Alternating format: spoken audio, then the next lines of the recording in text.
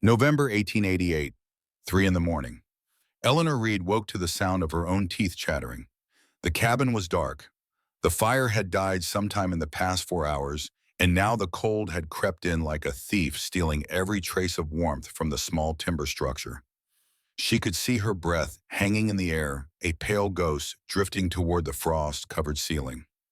She lay still for a moment, wrapped in every blanket she owned, and listened to the wind howling outside.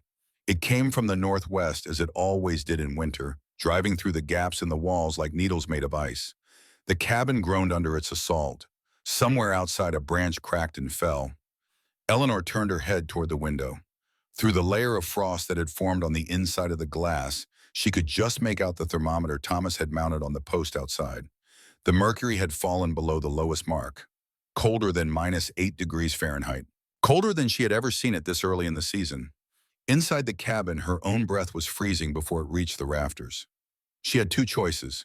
She could get up, relight the fire, and lose another 3 hours of sleep, or she could stay in bed, pull the blankets tighter, and hope she did not freeze to death before dawn. She had been choosing the second option for 2 weeks now. Every morning she woke with her joints aching, her fingers numb, her body stiff from the cold. Every morning she told herself it would get better. Every morning the cold got worse. Tonight, lying in that frozen cabin, Eleanor Reed finally admitted the truth she had been avoiding since October. If she continued like this, she would not survive until Christmas. The Wind River Range sits at 7,500 feet above sea level, a jagged spine of rock and ice cutting through the heart of Wyoming territory. It is one of the most unforgiving landscapes in North America. Winter arrives in mid-October and does not release its grip until late April. Average temperatures in January drop to 15 below zero. The Chinook winds can reach 60 miles per hour. Snow accumulates 6 to 8 feet deep in the valleys deeper in the drifts. This is land that kills the unprepared. Eleanor Reed was not unprepared. She was simply alone. She had been born in Vermont, the daughter of a blacksmith, a girl who learned to read topographic maps before she learned to read words. At 22, she had followed her husband, Thomas Reed, west to Wyoming, chasing the promise of silver and open land. Thomas was a miner and a woodsman, a man who stood 6 feet 2 inches tall and could carry a 200-pound log on his shoulder without breaking stride. 7 years in the high country had taught Eleanor everything about survival. She could read the signs of an approaching blizzard in the color of the sky.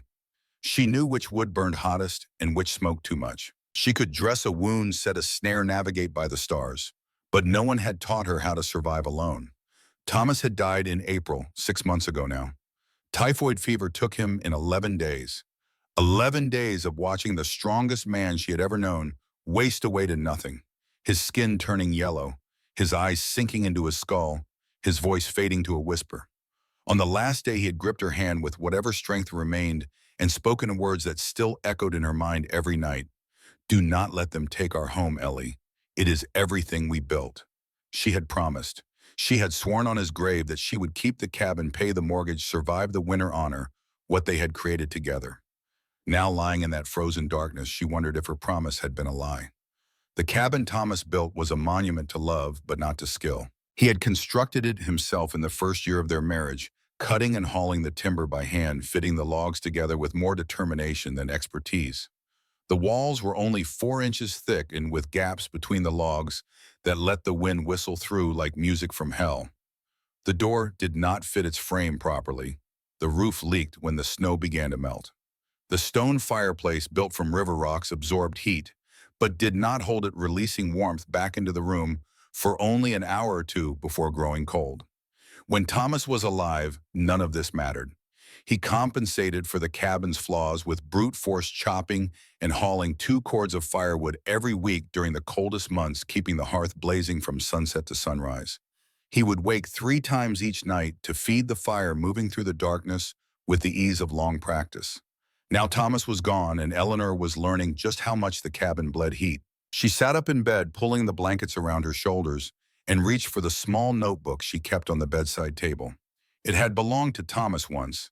Now it was hers, filled with numbers and calculations that grew more desperate with each passing week. Firewood consumed per week in November, 2¼ cords. Firewood remaining in the pile, 8 cords. Firewood needed to reach April at current rate, approximately 12 cords. Shortfall 4 cords. 4 cords meant 2 months without heat.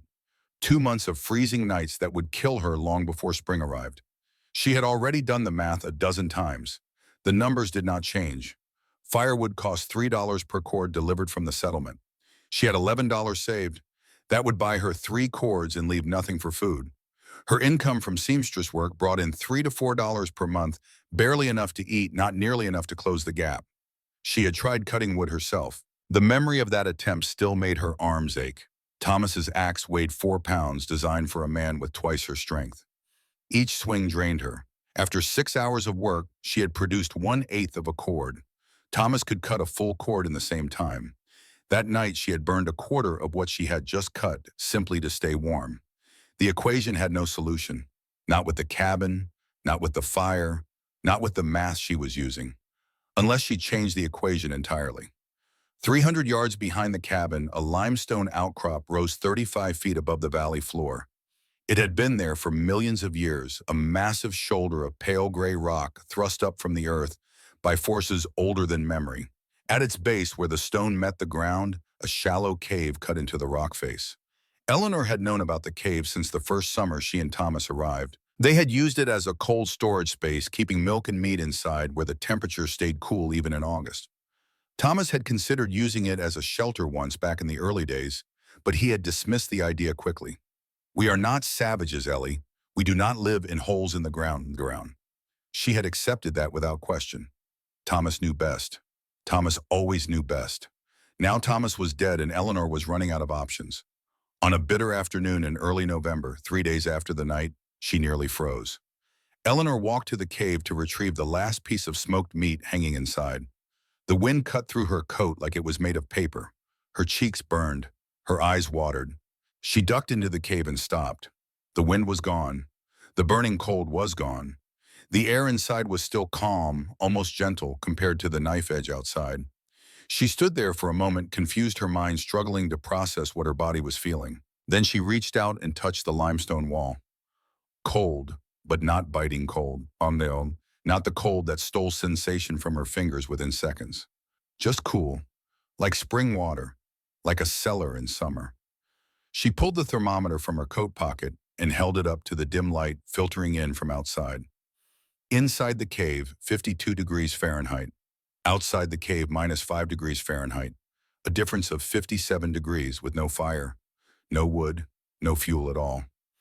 Eleanor stood in that shallow cave staring at the mercury and felt something shift in her chest. It was not hope exactly. It was closer to recognition. The feeling of seeing a path where moments before there had been only walls. The cave was not large. It was really more of an overhang than a true cave, cutting back into the limestone about 12 feet and stretching 9 feet wide. The ceiling rose to 7 feet at its highest point before sloping down toward the back wall. The opening faced southeast, sheltered from the prevailing northwest wind by the massive rock above and around it. Eleanor spent the next 3 days studying it. She measured temperatures at different times. At 6 in the morning, the cave held at 50 degrees, while outside the air dropped to 15. At noon, when winter sunlight slanted through the opening, the interior warmed to 62 degrees. By 6 in the evening, it had cooled to 58. At midnight, it stabilized around 51. The pattern was clear. While the outside temperature swung 30 degrees or more between day and night, the cave temperature moved only 12. The limestone, millions of years old and dense as bone, absorbed heat from the winter sun and released it slowly through the darkness. The southeast-facing entrance caught the low-angle sunlight from 9 in the morning until 2 in the afternoon, 5 hours of solar warming each day. The cabin lost 90% of its heat through thin walls and gaps. The cave was wrapped in millions of tons of solid rock, the most perfect insulation imaginable. On the 4th night, after another evening of shivering in the cabin, while the fire consumed wood faster than she could comprehend, Eleanor made her decision. She rolled up her blankets. She lit her oil lamp. She walked out into the frozen darkness and made her way to the cave. The wind hit her the moment she left the cabin door, a physical force that staggered her sideways. Snow crystals, driven horizontal by the gale, stung her exposed face like thrown sand. She bent her head against it and pushed forward, following the path she had walked 100 times before.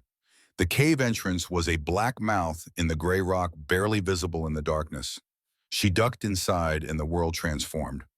Silence, stillness, air that did not try to kill her with every breath. She spread her blankets on the stone floor, lay down and waited for sleep.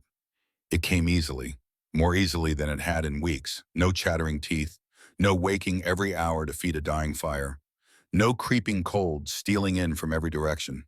When she opened her eyes again, pale winter light was filtering into the cave. She had slept until dawn, 7 hours without waking once. She sat up slowly, testing her body. Her joints did not ache. Her fingers were not numb. Her breath still formed small clouds in the air, but they were gentle, unhurried, not the desperate plumes she produced in the frozen cabin. She reached for the thermometer. Inside the cave, 54 degrees. In the cabin at this hour, 29 degrees, if she was lucky. Eleanor sat there in the gray morning light, staring at those numbers, and felt tears prick at her eyes. Not tears of sadness. Tears of something she had almost forgotten how to feel. She had found a way. The work began the next morning. Eleanor understood that the cave offered protection, but protection was not enough. She needed to transform this space into something livable, something sustainable, something that would carry her through 4 more months of the worst weather in North America. First, the sleeping platform. Cold air sinks, warm air rises. If she slept on the stone floor, she would be lying in the coldest layer of the cave. She gathered scrap pine from behind the cabin and built a simple platform 10 inches high, sturdy enough to hold her weight. Now she would sleep in the warmer air above. Next, the entrance. The cave's southeast orientation was an advantage for catching sun, but it also allowed cold air to flow directly inside. She hung a canvas tarp across the opening, leaving a 6-inch gap at the bottom for cold air to escape and a 2-foot gap at the top for ventilation. The tarp would block direct wind while still allowing air to circulate. Then the heat system. This was where her observations became engineering. She walked to the riverbank and collected 47 stones each, about the size of a large grapefruit, smooth and rounded by centuries of water. She carried them back to the cave in batches, her arms aching, her breath coming hard. She arranged them in a circle just inside the entrance, forming a ring about 2 feet in diameter. Every evening, she would build a small fire inside this ring. Not a large fire, not the roaring blaze she had fed in the cabin, just enough flame to heat the stones. The stones would absorb the warmth, hold it in their mass, and radiate it back into the cave for 6 to 8 hours after the fire died. She tested the system the first night. 1 armload of wood, about a 20th of a cord. The fire burned for 2 hours, heating the stones until they were almost too hot to touch. Then she let it die and went to sleep. She woke 8 hours later. The stones were still warm. The cave temperature had never dropped below 50 degrees. In the cabin, that same armload of wood would have lasted perhaps 45 minutes before the cold came creeping back. She refined the system over the following weeks. She added a second canvas tarp, positioned 6 inches behind the first, creating an air gap for additional insulation. She built a low stone barrier just inside the entrance, 2 feet high, to block direct wind without impeding the circulation pattern. She positioned flat stones at an angle near the ceiling to capture rising heat and radiate it downward toward her sleeping area. By the end of the 3rd week, she had created something remarkable. A shelter that maintained temperatures between 48 and 61 degrees throughout the night. A heating system that consumed 1/10 the wood the cabin required. A solution that transformed her 4-cord shortfall into a surplus that would last until May. But there was a price for this ingenuity. Every morning when Eleanor emerged from the cave with her blankets rolled under her arm, she knew that someone was watching. She knew that word would spread. She knew that the people of Wind River would not understand what she had built. They would only see a widow sleeping in a hole like an animal, and they would talk. Samuel Hawkins was the first. He was 55 years old, the most respected carpenter in the valley, a man who had built over 20 cabins in 15 years. His hands were calloused, his voice like thunder, his opinions delivered with the certainty of Scripture. When Hawkins said a cabin was sound, people believed him. When Hawkins said a man was a fool, that judgment stuck. He had known Thomas Reed. He had helped Thomas with the framing of the cabin, though Thomas had finished the interior work himself. He felt a certain responsibility toward the widow, the way men of his generation felt responsible for any woman without a husband to protect her. On a gray morning in mid-November, Hawkins was hauling a load of cut timber past the Reed property when he saw something that stopped him cold. A woman emerging from the rock face behind the cabin, hair disheveled, blankets in her arms, blinking in the morning light like a creature surfacing from underground. He reined in his horses and stared. Eleanor Reed noticed him and froze. For a long moment, they simply looked at each other across the snow-covered ground. Mrs. Reed Hawkins called out, "What in God's name are you doing back there?" She straightened her spine. "Sleeping, Mr. Hawkins. In the rocks. In the cave." "Yes." He did not respond immediately. His eyes moved from her to the cave entrance to the cabin sitting empty in the morning light. His expression shifted through confusion, concern, and finally settled on something harder. "You have lost your mind," he said. His voice carried clearly in the cold air. "Thomas built you a proper cabin, and you are sleeping in a hole like a bear. The cabin loses heat faster than I can feed the fire," Eleanor replied. "The cave does not." Hawkins shook his head slowly, the way a man shakes his head at a child doing something foolish. "I give you 2 weeks, Mrs. Reed. 2 weeks before you come crawling out of that hole begging someone to take you in. Winter up here is not a game. It will kill you. Then I will die warm," she said. "Good day, Mr. Hawkins." She turned and walked toward her cabin, feeling his eyes on her back the entire way. That afternoon at the sawmill owned by Walter Mitchell, Hawkins told anyone who would listen. "The Reed widow has gone insane, living in a cave like an animal, talking nonsense about heat and stones. The woman is a danger to herself." By evening, the story had spread to every household in the settlement. By the end of the week, it had grown. "She eats her meat raw now, too far gone to even cook. She talks to the rocks, holds conversations with them like they were people. Mark my words, she will not last the month." No one came to ask Eleanor why. No one visited the cave to see what she had actually built. They had already reached their verdict. The widow Reed was mad. She would die, and her death would serve as a lesson to anyone else who thought they could survive by abandoning the proper ways. Eleanor heard the whispers when she went to buy flour at the trading post. She saw the women turn away when she approached. She noticed Thomas Sullivan, the store owner, looking at her with an expression that mixed pity with something else. "I hear you are trying a new way of living, Mrs. Reed," he said quietly. "I am trying to survive, Mr. Sullivan, by whatever method works. Hawkins says your cabin is sitting empty. My cabin bleeds heat faster than I can replenish it. The cave does not." Sullivan was silent for a moment.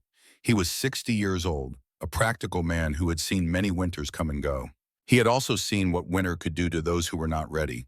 "If you are right," he said, his voice low enough that only she could hear, "Hawkins will never forgive you." "I do not need his forgiveness," Eleanor replied. "I need to live until spring." She paid for her flour and walked out into the cold, feeling the eyes of the settlement on her back like a physical weight. She knew what she was risking, not just her life, but her place in this community. If she failed, she would be remembered as the mad widow who froze to death in a cave. If she succeeded, she would be the woman who proved Samuel Hawkins wrong, who challenged everything he had built his reputation on. Either way, there would be a reckoning. But winter does not care about social standing. Winter does not care about pride or reputation or the opinions of respected carpenters. Winter only cares about one thing: whether your method of survival actually works. And Eleanor Reed was about to find out if hers did. December arrived with teeth. The first real storm of the season rolled in on the 8th, a wall of gray sweeping down from the mountains like something alive and hungry. Eleanor watched it coming from the mouth of her cave, tracking the way the clouds swallowed the peaks one by one, the way the light changed from pale winter gold to the flat metallic gray that meant snow. She had learned to read these signs in her years with Thomas. This storm would be significant but not catastrophic. 2 feet of snow, perhaps. Temperatures dropping to 15 below. Winds strong enough to rattle windows but not tear off roofs. A test, not the final examination, but a test nonetheless. She spent the morning preparing. She hauled extra firewood into the cave, stacking it neatly against the back wall where it would stay dry. She filled her water containers from the stream, knowing the surface would freeze solid by nightfall. She checked the canvas tarps, tightening the ropes, adding stones to weigh down the bottom edges. By noon, the first flakes were falling. By sunset, the world had vanished into white. Eleanor lay in her cave that first night and listened to the storm rage outside. The wind screamed across the valley like a chorus of the damned, finding every gap in every structure, exploiting every weakness. She could hear trees cracking in the distance, their frozen limbs surrendering to the weight of accumulating snow. She could hear the canvas tarp snapping against its restraints, fighting to hold its position against gusts that must have been approaching 40 miles per hour. But inside the cave, the air was still. She had built her small fire in the stone ring at dusk, letting it burn for 2 hours before allowing it to die. Now, 6 hours later, the stones still radiated warmth into the enclosed space. Her thermometer read 49 degrees. Not warm by any standard, but survivable. Comfortable even with her wool blankets and the raised sleeping platform, keeping her above the coldest layer of air. She slept deeply that night. The storm could not reach her. The same could not be said for the rest of the settlement. The Kowalski family discovered on the second night that their chimney had frozen solid. Ice had formed inside the flue, blocking the smoke from escaping. When they lit their morning fire, the cabin filled with choking gray clouds within minutes. They had to break a window to breathe, and once the window was broken, the cold poured in like water through a breached dam. It would take them 3 days to clear the chimney and repair the damage, 3 days of huddling in a single room around a struggling fire that could barely keep the temperature above freezing. The Mitchell family fared little better. Their cabin was larger and better built than most, but it still demanded constant fuel. Walter Mitchell burned through 1.5 cords of wood in the 3 days of the storm. His children slept in their coats. His wife developed a cough that would linger for weeks. Samuel Hawkins emerged from the storm claiming victory. His cabin, he announced to anyone who would listen, had maintained a temperature of 45 degrees throughout the worst of it. The warmest in the valley, he declared. Proof that proper construction and proper methods could defeat any winter. He did not mention that he had burned nearly a full cord of wood to achieve this result. He did not mention that his wife had spent 2 nights unable to sleep from the cold. He did not mention the gaps in his own walls that he had stuffed with rags and old clothing just to slow the bleeding of heat. Eleanor emerged from her cave on the third morning to find the world transformed. Snow lay 2 feet deep across the valley floor, sculpted into drifts and waves by the relentless wind. The sky had cleared to a brilliant, merciless blue. The air was so cold it hurt to breathe, each inhalation like swallowing broken glass.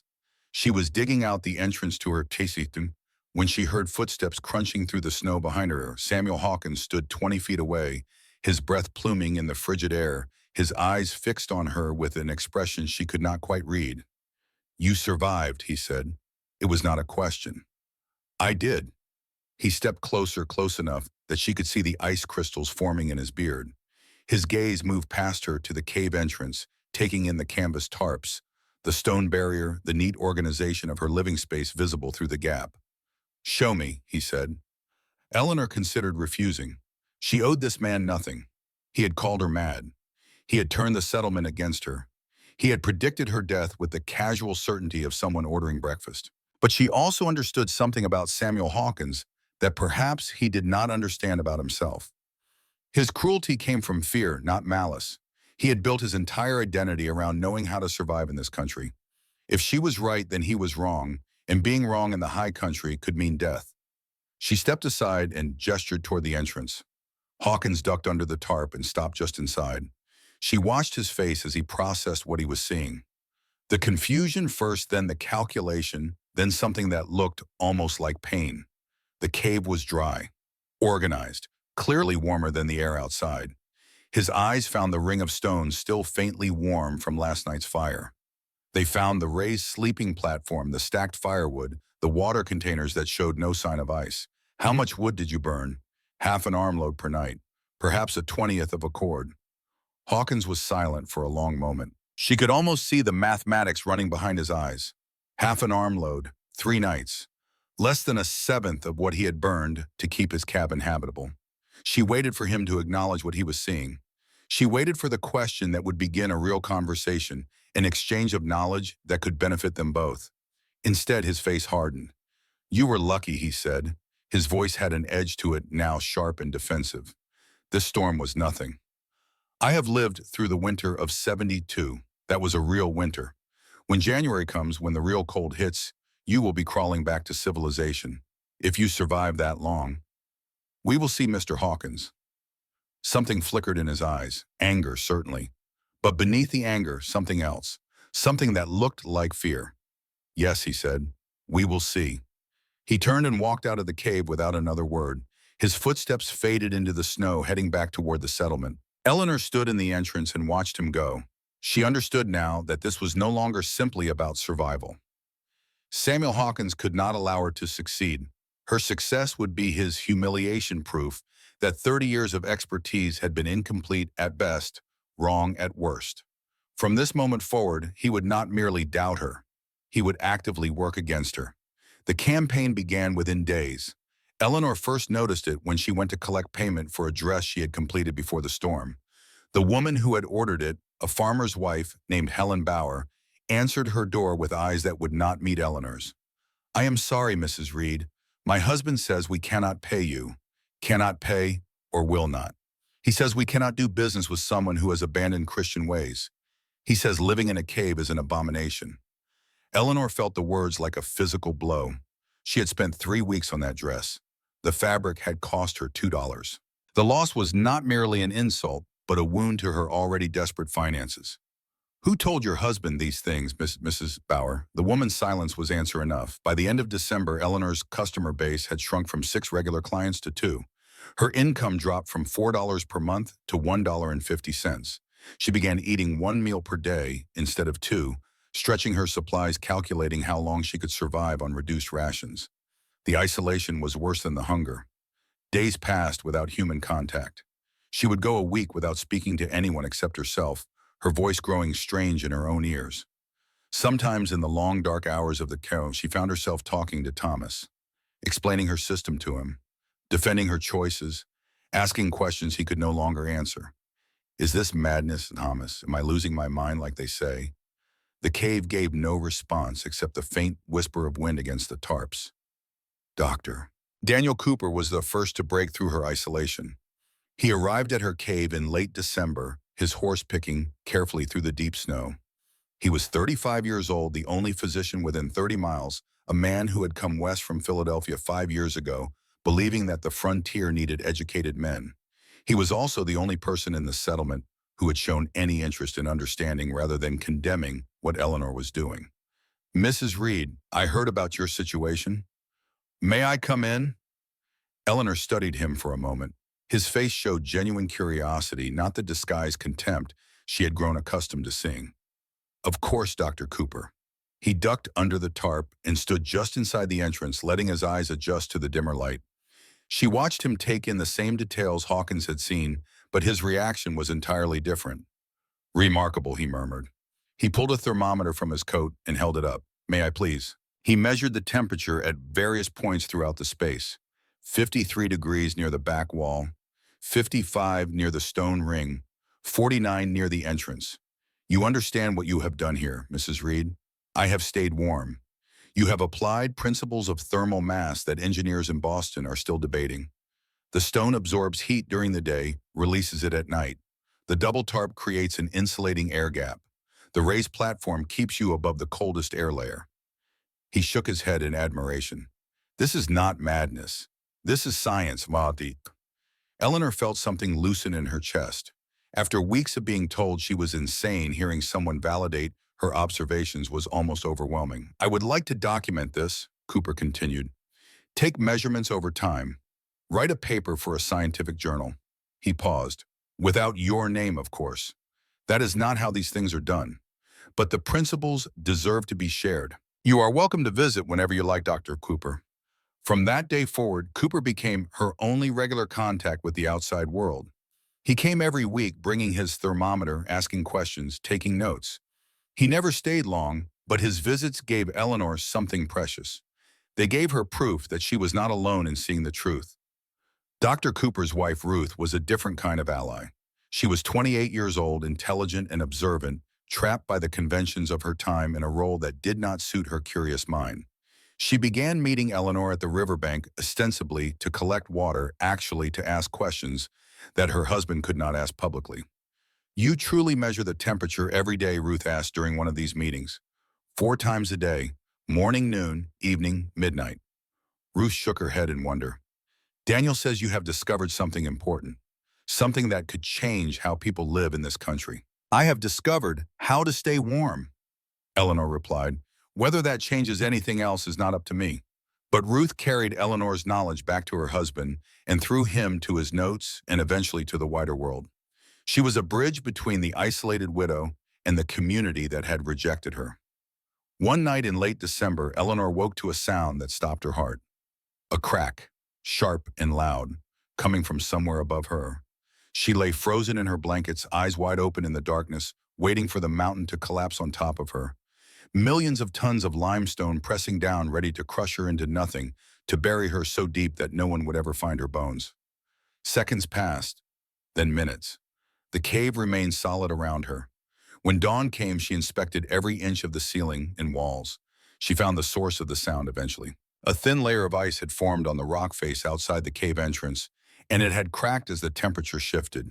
Nothing structural, nothing dangerous. But from that night forward, she slept with one hand touching the cave wall, feeling for vibrations, waiting for the warning that might never come. The fear did not leave her. It settled into her bones alongside the cold, a constant companion that whispered the same question night after night.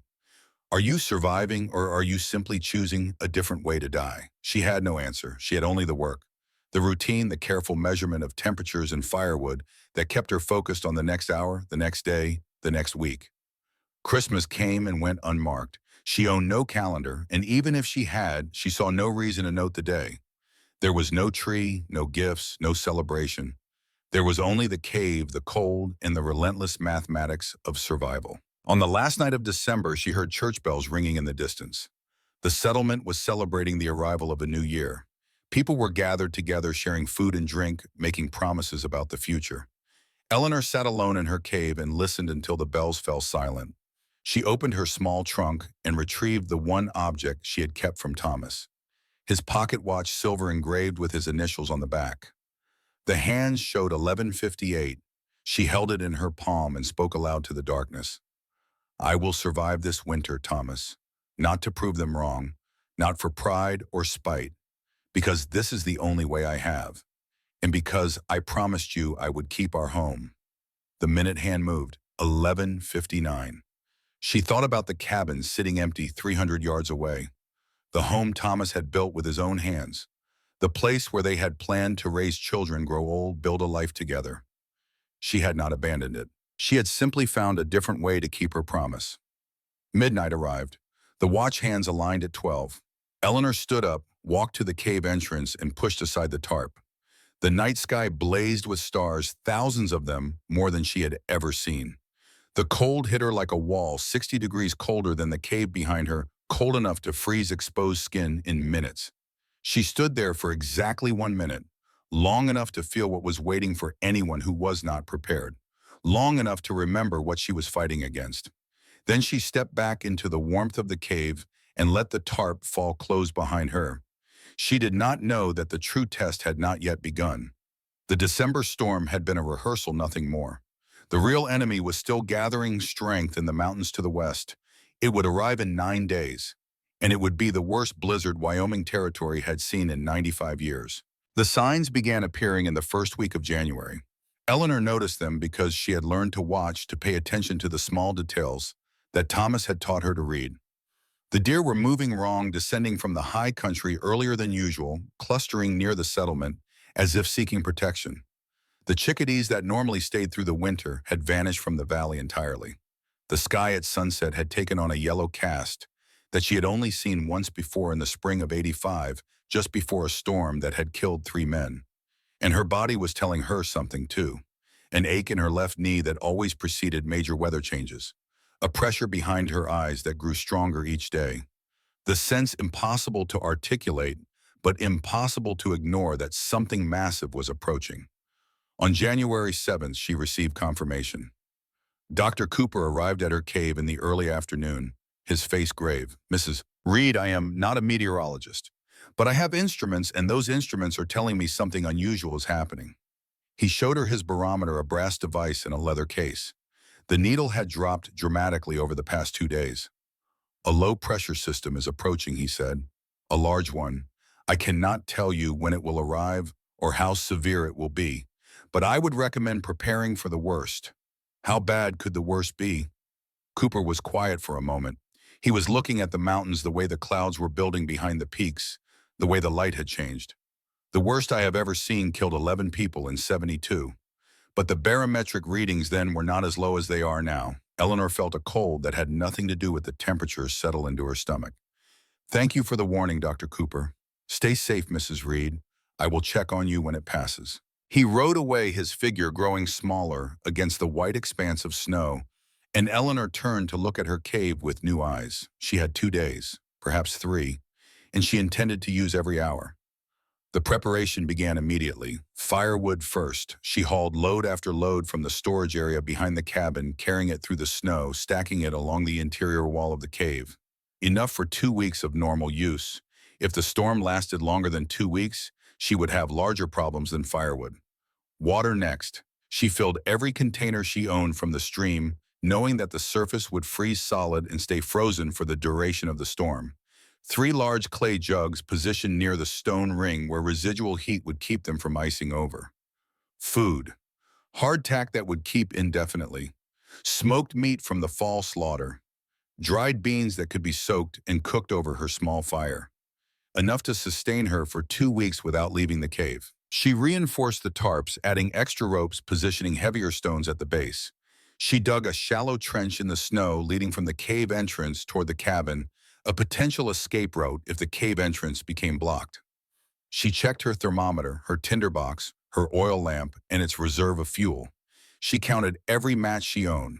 She inspected her blankets for holes that might let precious heat escape. When she finally stopped working, the sun was setting and her entire body ached.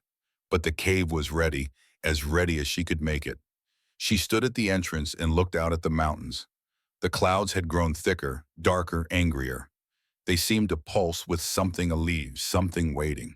Samuel Hawkins passed by on the road below, hauling a load of timber. He glanced up at her, saw her standing there, and shook his head with undisguised contempt. "Building yourself a bunker," he called out. The crazy widow preparing for the apocalypse. Eleanor did not respond. There was nothing to say that would change his mind. He continued down the road, his laughter echoing off the rocks. In 2 days, she thought, we will see who is laughing. The blizzard arrived on January 9th at dawn. It came without fanfare. No dramatic announcement, no thunderous opening. Just a shift in the wind and a change in the light, and then the snow began to fall. By noon, the temperature had dropped from 18 degrees to 5 above zero. By sunset, it had fallen below zero and was still dropping. The wind had risen to 40 miles per hour with gusts that felt like physical blows against anyone foolish enough to be outside. The snow did not fall. It flew. Horizontal sheets of white driven by winds that screamed through the valley like something from a nightmare. Visibility dropped to 10 feet, then 5, then nothing at all. Eleanor secured the tarps and retreated to the back of the cave. There was nothing to do now but wait. The first night she did not sleep. She sat with her back against the limestone wall, listening to the storm rage outside. The tarps snapped and cracked against their restraints. Snow found its way through the gap at the top, forming a thin white line on the floor near the entrance. The wind made sounds she had never heard before, moaning and shrieking and roaring in endless variation. But further back where she sat, the air was still. The temperature read 49 degrees. The stone walls absorbed the chaos and returned only silence. By morning, the entrance was half blocked with drifted snow.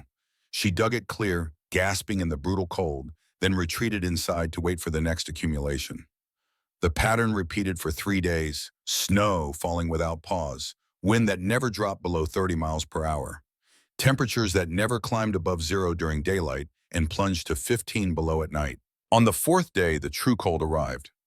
Eleanor woke to a silence that was somehow worse than the wind. She checked her thermometer and felt her stomach drop. 23 degrees below zero. She had never experienced cold like this. The air itself seemed to have crystallized, each breath a labor, each movement an effort. She built her fire in the stone ring and let it burn longer than usual, watching the flames with something close to desperation. The cave held. The temperature inside never dropped below 46 degrees. The stones absorbed their heat and radiated it back through the long hours of darkness. The system she had built continued to function exactly as designed, but she was alone in that functioning, and she knew it. Somewhere out there in cabins that bled heat through every wall and window, families were burning through their wood supplies at catastrophic rates. Children were huddling under every blanket their parents owned and still waking with frost on their hair. People were making desperate choices, sacrificing furniture and fence posts and floorboards to keep their fires alive. And somewhere out there, people were dying. The Harrison couple, elderly homesteaders on the far edge of the valley, had no one to check on them. Their cabin was small, poorly insulated, built in haste 20 years ago when they were young and strong. Now they were old, their wood pile inadequate, their strength insufficient to fight the cold that crept in through every crack. They would be found 2 weeks later, frozen in their bed arms wrapped around each other, their faces peaceful. They had died together in their sleep, the cold taking them so gently they never woke to feel it. On the seventh day, someone came. Eleanor was rationing her water, calculating how much longer she could last without venturing to the stream, when she heard a sound that did not belong to the storm. A voice muffled by wind and snow calling her name. She pushed aside the tarp and found a young man standing in the waist-deep snow outside her cave. Joseph Mitchell, 19 years old, eldest son of Walter Mitchell. His face was pale, his lips blue, his eyebrows crusted with ice. "Mrs. Reed, are you alive?" She almost laughed at the question. Instead, she reached out and grabbed his arm. "Get inside before you freeze to death." He half fell through the entrance, collapsing onto the cave floor, his whole body shaking with cold. Eleanor wrapped a blanket around his shoulders and held a cup of water to his lips. "Drink slowly. You need to warm up from the inside." He drank, his teeth chattering against the rim of the cup. His eyes moved around the cave, taking in the organized supplies, the stone ring still warm from the morning fire. The relative warmth that must have felt like paradise after his trek through the killing cold. "They sent me to check on you," he said when he could speak again. "They thought you would be dead. Everyone. Mr. Hawkins said you could not have survived this long in a cave. He said we would find your body frozen solid." Eleanor felt a strange calm settle over her. Not satisfaction exactly, something closer to vindication. "As you can see," she said, "I am very much alive." But how Joseph was looking at her like she had performed a miracle. "It has been 7 days.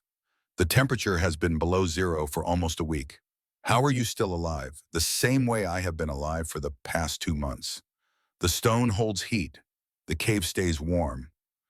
Would you like me to explain?" She showed him everything. The thermal mass of the limestone. The solar gain from the southeast orientation. The stone ring that acted as a heat battery. The raised platform that kept her above the coldest air. The double layer of tarps that provided insulation without blocking ventilation. Joseph listened with growing amazement. He was young without the calcified certainty of the older men. He could still accept new information, still change his understanding based on evidence. "This is remarkable," he said finally. "My father has burned through almost all our wood. We have been sleeping in the sawmill because the house got too cold. And you have been here the whole time, warm and safe." "Not safe," Eleanor corrected him. "The storm could have collapsed the cave entrance. A rockfall could have killed me. But warm, yes. That much I managed." Joseph stayed for an hour, warming himself, asking questions, absorbing knowledge that would change how he thought about shelter for the rest of his life. When he finally left, fighting his way back through the snow toward the settlement, he carried more than just the news that Eleanor Reed had survived. He carried the beginning of the end of everything Samuel Hawkins believed. The storm continued for 4 more days, 11 days in total, 4 feet of snow on the ground with drifts reaching 8 feet where the wind had piled it against obstacles. Temperatures that never rose above zero for 8 consecutive days. The worst blizzard in 95 years. When it finally ended, when the wind died and the clouds parted and the sun emerged into a world transformed by white, the settlement of Wind River began to count its losses. The Harrisons were confirmed dead, as Eleanor had feared. 14 people had suffered frostbite severe enough to require treatment. 3 would lose fingers. 1 would lose toes on both feet. 60% of the cabins in the settlement had sustained damage from ice wind or the sheer weight of accumulated snow. And Eleanor Reed had emerged from her cave every morning of those 11 days, dug out the entrance, collected snow to melt for water, and continued living. She had burned 1¼ cords of wood in 11 days. The average family had burned 4. Her cave had never dropped below 46 degrees. Most cabins never climbed above 40. She had not suffered a single moment of frostbite. Hawkins' wife was still bedridden from the damage to her feet. The numbers told a story that no amount of pride or tradition could argue against. The Mad Widow and her cave had outperformed every cabin in the valley. She had survived the worst winter in living memory more comfortably than families with proper homes and proper methods and 30 years of proper experience. The reckoning had arrived. And Samuel Hawkins, whether he wanted to or not, was about to face it. The silence after the storm was louder than the wind had been. Eleanor stood at the mouth of her cave on the morning of January 20th and looked out at a world remade in white. The snow lay 4 feet deep across the valley floor, unmarked except for the tracks of animals beginning to emerge from their own shelters. The sky had cleared to a blue so intense it hurt to look at. The temperature had climbed to 18 degrees warm enough that the air no longer burned her lungs with each breath. Warm. That word meant something different now than it had before the storm. She had survived. Not merely survived, but thrived, maintaining temperatures that most families in the settlement would have considered luxurious. Her wood supply remained adequate. Her health remained intact. Her system had been tested by the worst that nature could deliver, and it had held. But survival was only the beginning. Now came the harder part. Now came the proof. Word spread through the settlement like fire through dry grass. Joseph Mitchell told his father. Walter Mitchell told his neighbors. By the second day after the storm, everyone in Wind River knew that the Mad Widow had not only survived, but had done so burning a fraction of the fuel that proper cabins required. The reactions divided along predictable lines. Some people refused to believe it. The story grew distorted in the telling, twisted by those who could not accept its implications. She must have had a secret supply of coal. She must have found a hot spring. She must have made a deal with the devil himself. Others listened more carefully.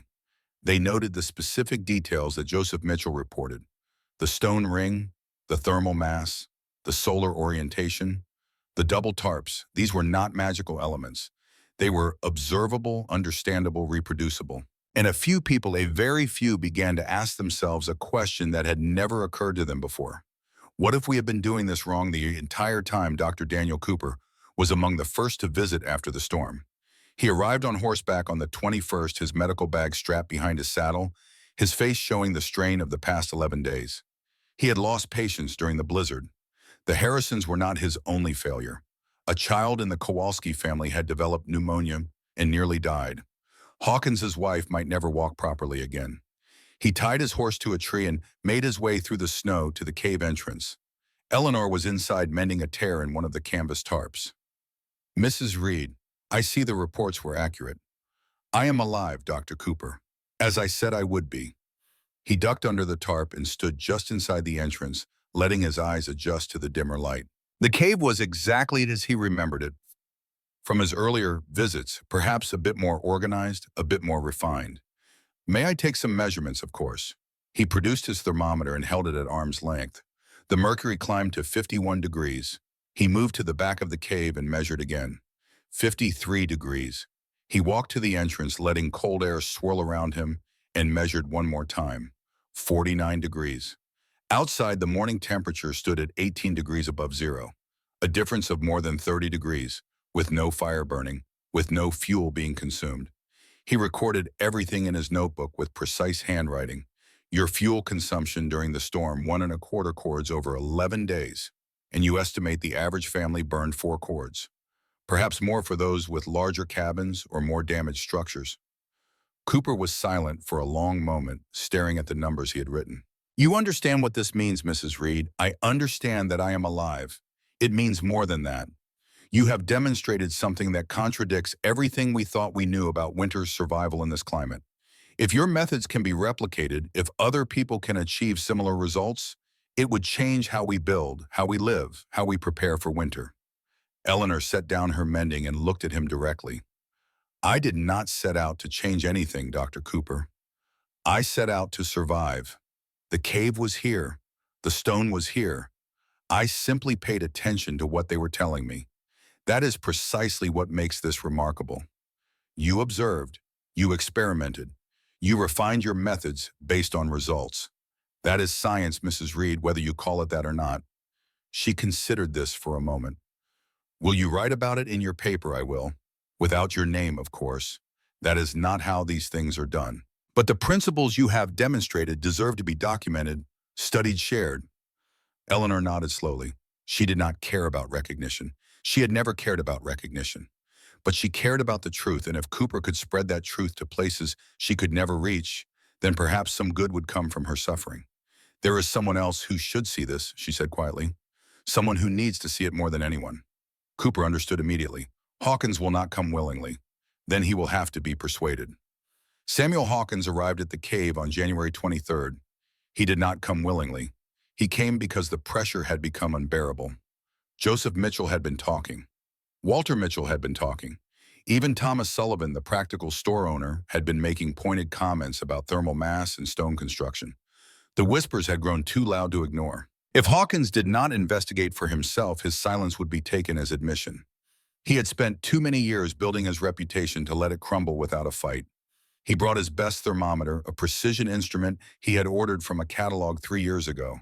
He brought his measuring tape. He brought the full weight of 30 years of certainty, ready to find the flaw in Eleanor Reed's claims. She was waiting for him at the cave entrance. "Mr. Hawkins, I wondered when you would come. I am not here to chat, Mrs. Reed. I am here to see what all the fuss is about." "Then come inside." He pushed past her into the cave, already scanning for evidence of deception. His eyes found the stone ring, the raised platform, the stacked firewood, the double tarps. He examined each element with the critical eye of a craftsman looking for poor workmanship. He found none. The cave was simple but well designed. Every element served a purpose. There was no wasted space, no unnecessary complexity, no hidden mechanisms that might explain the impossible warmth. He pulled out his thermometer and held it at arm's length. The mercury climbed to 51 degrees. He moved to the back of the cave and measured again. 53 degrees. He walked to the entrance, letting cold air swirl around him, and measured one more time. 49 degrees. Outside, the morning temperature stood at 18 degrees above zero, a difference of more than 30 degrees with no fire burning, with no fuel being consumed. Hawkins stared at the thermometer for a long time. His face went through several changes. Confusion first, then denial, then something that looked almost like grief. "How much wood did you burn?" His voice was quieter now, stripped of its usual thunder. "During the 11 days of the storm, 1¼ cords." The number hung in the air between them. Hawkins had burned 4 cords in the same period. His cabin, the cabin he had built with his own hands, the cabin he had declared the warmest in the valley, had never exceeded 40 degrees inside. He had lost 3 windows to ice pressure. His wife's feet were still wrapped in bandages. His children had coughed through the entire ordeal, their lungs irritated by the constant cold and the smoke from a fire that could never quite keep up with the heat loss. And this woman, this widow with no training and no experience in construction, had stayed warmer than any of them while using a third of the fuel. He did not apologize. Samuel Hawkins was not a man who apologized easily, but he did something that surprised Eleanor more than an apology would have. He asked a question. "The stones, the ones in the ring, how did you know to use them?" Eleanor studied him for a moment, weighing his sincerity. She saw something in his eyes that had not been there before. Not humility exactly, but an opening, a crack in the armor of certainty. "I observe," she said simply. "The cave stays warm because the stone holds heat, but the stone takes a long time to absorb warmth from the small fires I can afford to build. The river stones are smaller, they heat faster. They act as a bridge, absorbing heat from the fire quickly and transferring it to the air and the larger stone mass around them." Hawkins nodded slowly, processing this. "And the tarps, why 2 of them. The gap between them traps air. Air is an insulator. 2 thin barriers with air between them hold heat better than 1 thick barrier." He was silent again. She could see him fitting these pieces into his understanding, reorganizing everything he thought he knew. "The cabins I build," he said finally, "they have thin walls, single layer, gaps between the logs that let heat escape.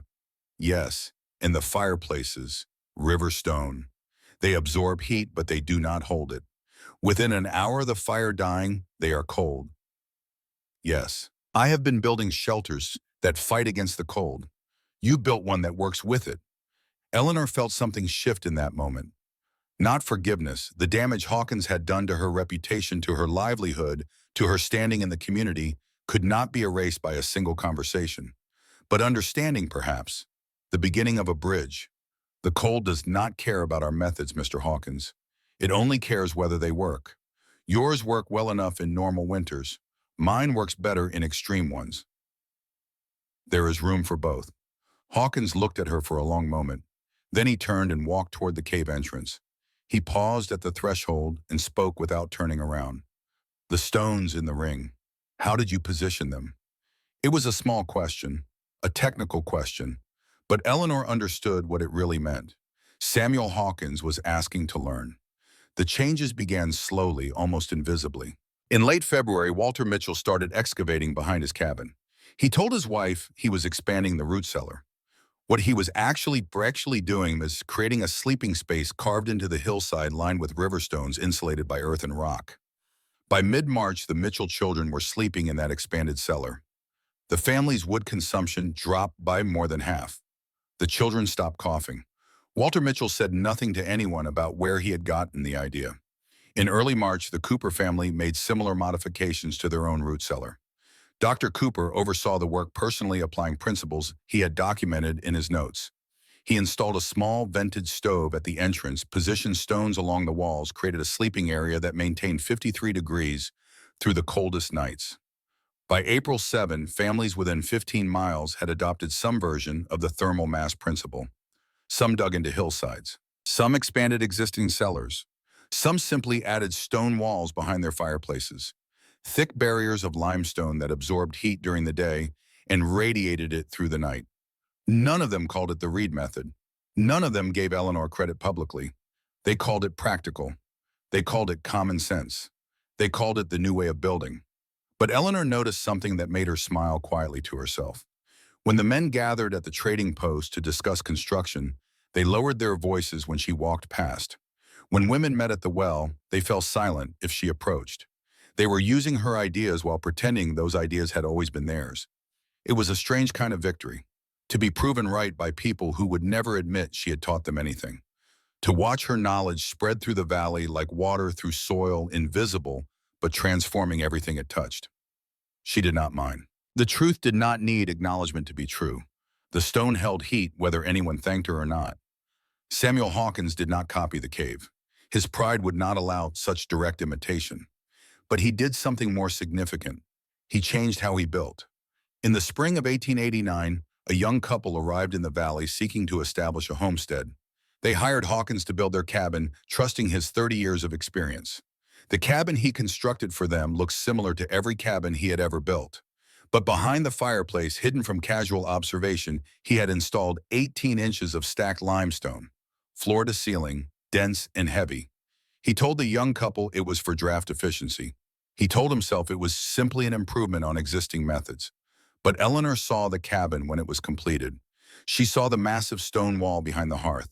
She saw Hawkins watching her as she examined it, waiting for her reaction. She said nothing. She simply nodded once and walked away. That nod meant more to Samuel Hawkins than any words could have. Spring arrived late in 1889, but when it came with a vengeance. The snow melted in rushing torrents.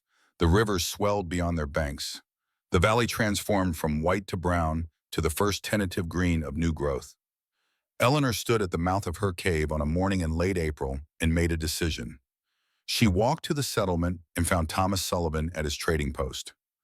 "I want to sell the cabin," she said, "the timber cabin that Thomas built. I want to sell it in the land it sits on." Sullivan raised his eyebrows. "That cabin has been your home for 7 years, Mrs. Reed. That cabin nearly killed me. It is time for something different." The sale took 3 weeks to complete. The buyer was a newly arrived family from Ohio, people who did not know the cabin's history, who did not know about its gaps and drafts and voracious appetite for firewood. Eleanor considered warning them. She decided against it. They would learn soon enough, as everyone learned, that winter in the high country demanded respect. The money from the sale was not much. Enough to clear the mortgage Thomas had left behind. Enough to buy a small parcel of land adjacent to the limestone outcrop. Enough to begin building something new. Eleanor's new home took shape through the summer and fall of 1889, and with each stone laid, each beam raised, she felt Thomas watching from somewhere beyond. The design was unlike anything the valley had seen. When Samuel Hawkins rode past one day and saw the construction, He stopped his horse and stared for a full minute. Eleanor waited for the criticism, the mockery, the prediction of failure. Instead, he nodded once and rode on without a word. That silence meant more than any praise could have. Samuel Hawkins, the man who had called her mad, was watching her build something he could not dismiss. The stonemasons she hired were skeptical at first. A sleeping area carved into a hillside, a fireplace built against raw bedrock. They had never seen such specifications. But Eleanor stood beside them every day, explaining her reasoning, showing them the temperature measurements she had collected over 2 years. By the end of the first week, they had stopped questioning. By the end of the first month, they were suggesting improvements of their own. "This is going to work," one of them said, as they positioned the final stones of the rear wall. "I do not know how you figured this out, Mrs. Reed, but this is going to work." Eleanor touched the cool limestone, feeling the mass that would hold heat through countless winter nights to come. "I did not figure it out," she said quietly. "The mountain taught me. I just paid attention." Half the structure was carved directly into the hillside, the sleeping area extending 10 feet back into the earth. Its rear and side walls formed by the living rock. The front half was conventional timber frame construction, but positioned to face south with 3 large windows that would catch the low winter sun.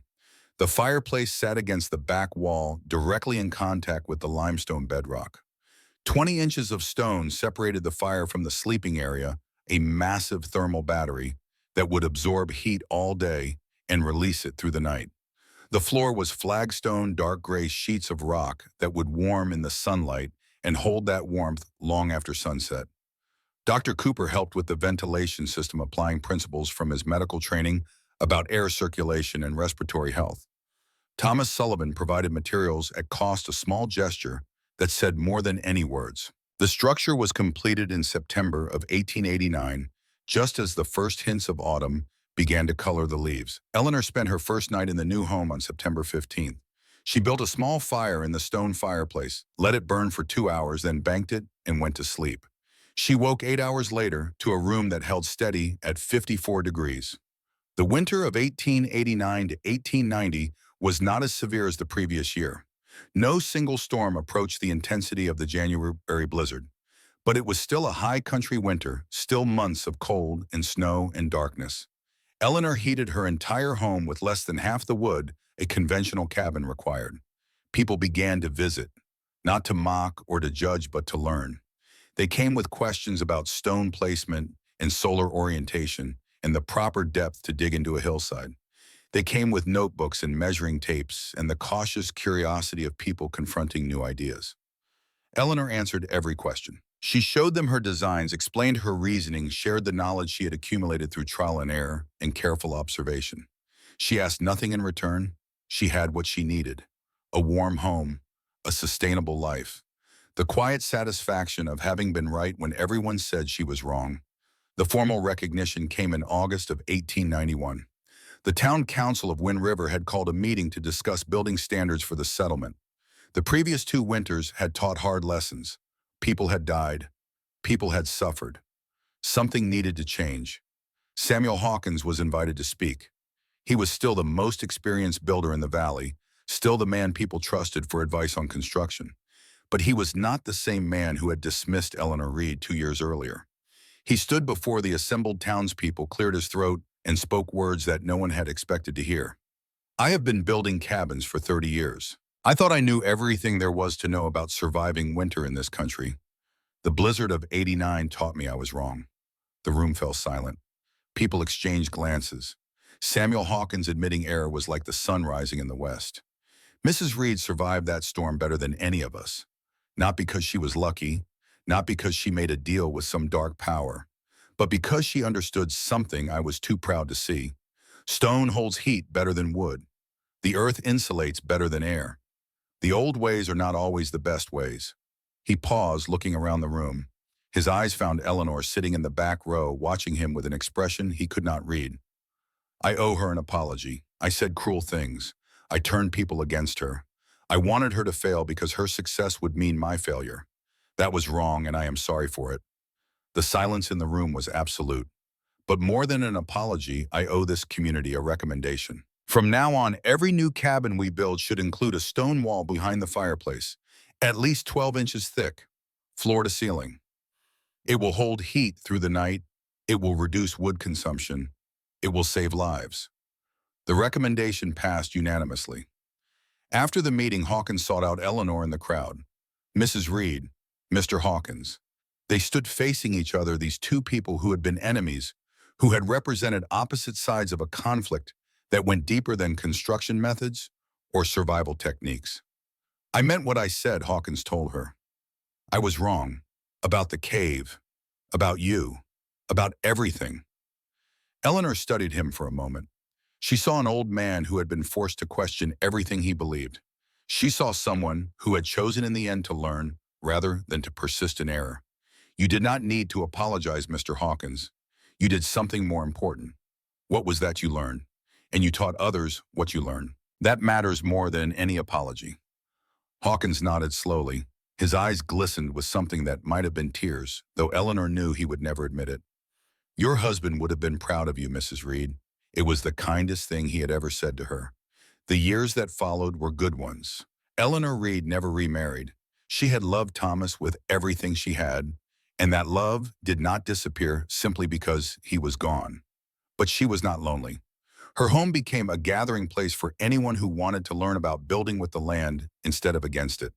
Young couples planning their first homesteads, established families looking to reduce their fuel consumption, even a few architects from the cities back east, drawn by rumors of a woman who had solved the problem of high country winters.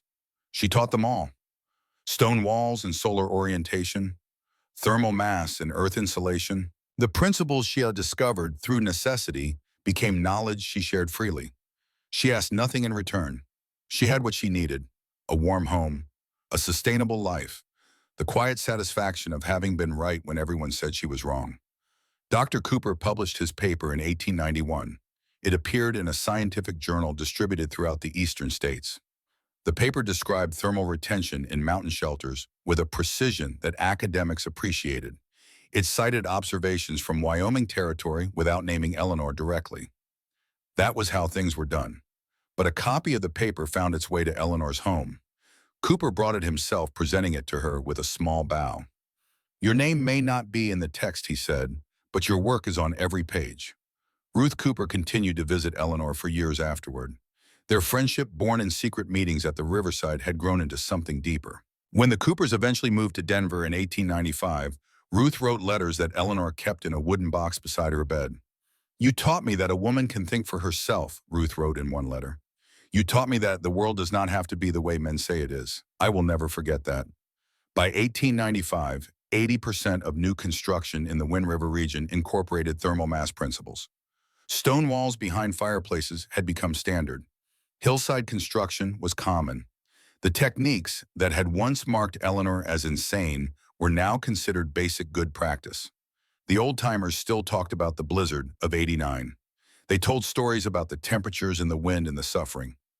But increasingly, those stories included a new element. Remember the widow Reed? The one who lived in the cave, I remember. She knew something we did not know. She figured it out before any of us. She surely did. Eleanor lived in her stone and timber home until 1923. She passed away in her sleep on a cold January night, 64 years old, wrapped in blankets in the sleeping area she had carved into the hillside decades before. They found her in the morning with a peaceful expression on her face. The fire had died hours earlier, but the room temperature had never dropped below 50 degrees. The stones held their heat to the very end.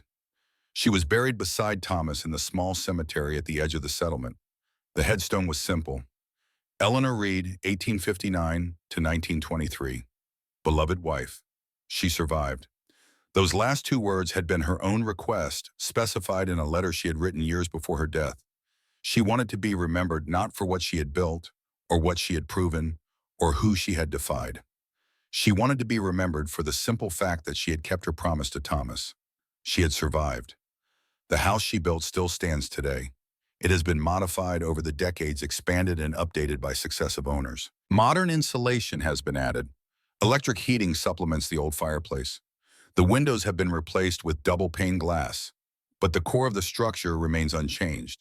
The sleeping area still extends into the hillside backed by limestone bedrock. The massive stone wall behind the fireplace still absorbs heat and releases it slowly through the night. The southern orientation still catches the winter sun. And in the coldest months when temperatures drop below zero and the wind howls down from the mountains, the house maintains warmth with a fraction of the energy that modern homes require. The cave is still there too.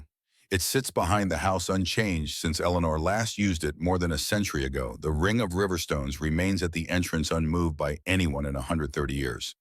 The wooden frame that once held the canvas tarps has rotted away, but traces of it can still be seen in the rock. In 2018, a researcher from the State University came to study the site. He brought modern instruments, digital thermometers, and infrared cameras and devices that Eleanor could never have imagined. He measured the temperature inside the cave on a January morning. Outside, the air stood at 22 degrees above zero. Inside, at the back of the cave, the thermometer read 54 degrees. The researcher stood in that shallow space surrounded by stone that had sheltered a desperate widow more than a century before and felt something that his instruments could not measure.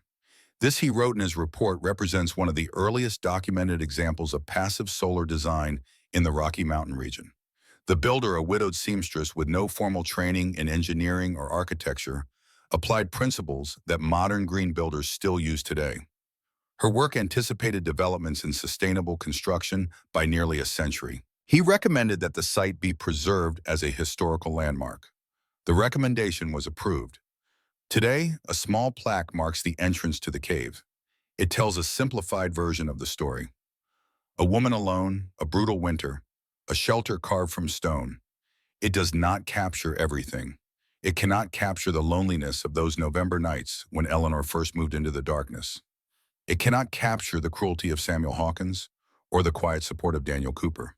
It cannot capture the fear when the great blizzard arrived or the triumph when it finally ended. But perhaps that is appropriate. Eleanor never sought recognition. She never asked to be remembered. She only wanted to survive, to keep her promise to honor the love she had shared with Thomas. She did all of those things, and she did something more. She proved that the best shelter is not always the one that looks most impressive. Sometimes it is the one that works with the cold instead of fighting against it. Sometimes wisdom comes not from tradition, but from careful observation. Sometimes the person everyone dismisses as mad is the only one paying attention to what really matters. The people who laughed at Eleanor Reed did not learn from theories or books. They learned from temperature. They learned from frostbite. They learned from watching a woman they had called insane emerge from every blizzard warmer than they were. They learned that nature does not care about pride or reputation or 30 years of experience. Nature only asks one question: does your method work? Eleanor Reed had an answer. Stone holds heat. Earth insulates. Orientation matters. These truths were ancient when Eleanor discovered them, and they remain true today. She survived. She kept her promise to Thomas. She taught others how to survive too. And in the end, that is everything. That is more than enough. That is the legacy of Eleanor Reed, the woman who listened when the mountain spoke.